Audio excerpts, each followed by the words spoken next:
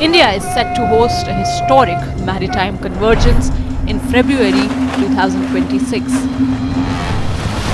bringing together global navies at Visakhapatnam. The International Fleet Review 2026, Exercise Milan and the Indian Ocean Naval Symposium Conclave of Chiefs will be held together for the first time. The mega event operationalizes Prime Minister Narendra Modi's Mahasagar vision for security and growth across regions.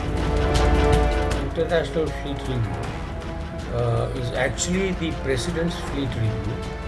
The Honorable President reviews the fleet, being the Supreme Commander. Same opportunity is being used to invite the ships of the friendly country who can also see as to what the Indian Navy is capable of, how big is the Indian Navy, and what all capability does it have.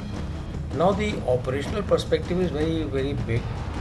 The Navy has got the ships which are on display. Then it's a very powerful. You project your power, not by really firing, though there will be an operational demonstration, and that will give the viewer a good idea of the some capability of the Navy. Because Navy's action is all at distant sea, it is not on a coastline.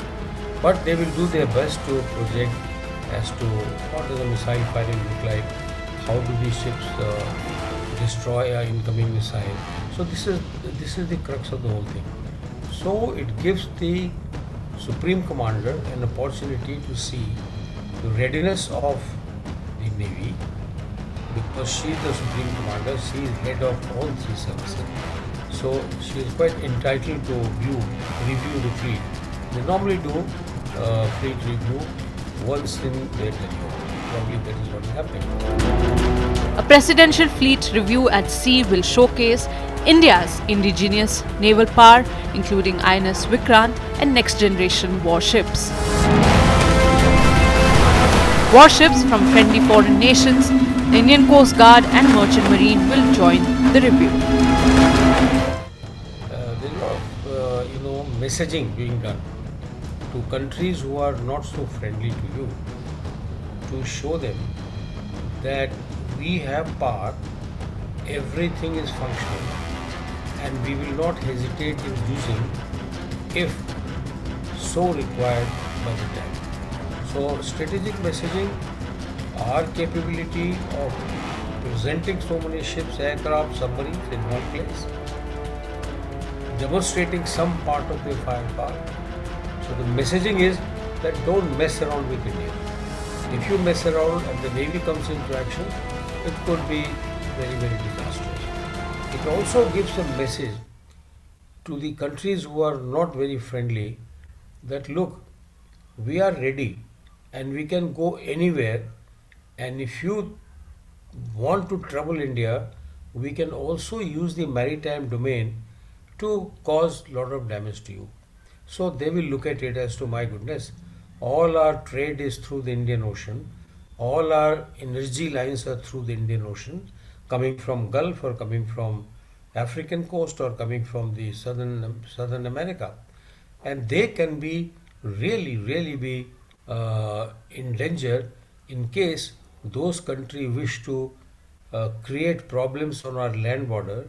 The Navy can easily disrupt all their energy lines, which in effect will mean that their ability to fight a war, their ability to run the Navy, because energy is required for everything. Combat ready. Exercise Milan will focus on interoperability, anti-submarine warfare, air defense and search and rescue operations. An international city parade along Visakhapatnam's RK Beach will take maritime diplomacy to the streets. Naval chiefs from over 25 nations will attend the Indian Ocean Naval Symposium Conclave as India assumes its second chairmanship. As far as diplomacy is concerned, I must say that this is a step in the right direction, because in the present turbulent times that we see, especially in the South China Sea and Indo-Pacific region, we find that there have been a lot of problems when it comes to navigating through the South China Sea, and this will be a strong message to China as well to other Indian adversaries and other countries, say that we can now portray, we can now showcase ourselves, our strength on the international level. This is something which I would say is an opportunity for us to show our growth, naval growth, especially in the modern technology field, and as well as when it comes to our manufacturing the ships, submarines and aircraft carriers. This also gives us an opportunity showcase to the other nations that we are a nation now which can export the defense equipment and hardware to the other countries as well. The convergence underlines India's role as preferred security partner and a responsible maritime power. India hosting the International Fleet Review in Vizag this February, I think it carries profound strategic significance. Particularly, it provides India to showcase its indigenously built naval ships. Over the last year, we have inducted several frigates, and most importantly, I think INS Vikrant is going to be the focal point of this show as well. And the sheer volume of this entire event also speaks about how significant it is for India's maritime dominance or significance in the region. So more than 19 countries are participating. Approximately 4,000 to 5,000 delegates are going to be part of this entire event. So that sends a broader message to our partners and allies that India remains prepared. India is a credible partner to be trusted in the Indian Ocean region, or perhaps in the broader naval region. From hosting its first International Fleet Review in Mumbai in 2001 to transforming Exercise Milan into a premier multilateral naval exercise, India's maritime engagement has steadily expanded. India has also, over a period of time, has showcased and proven itself that it remains committed to securing maritime domain, be it through anti-piracy operation or countering terrorism in the naval domain. We have seen over the instances in the past couple of years how Indian Navy has been in the forefront of fighting piracy and also protecting and safeguarding maritime operations through conducted by civilian vessels. So I think overall it does bring India to a very important stage.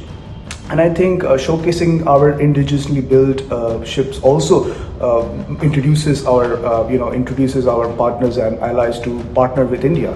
So it also opens up a lot above naval diplomacy. It is also a part of building cooperation on defense and building economic partnerships with different countries and jointly develop broader systems, bigger ships, and perhaps more significant warfighting capacities.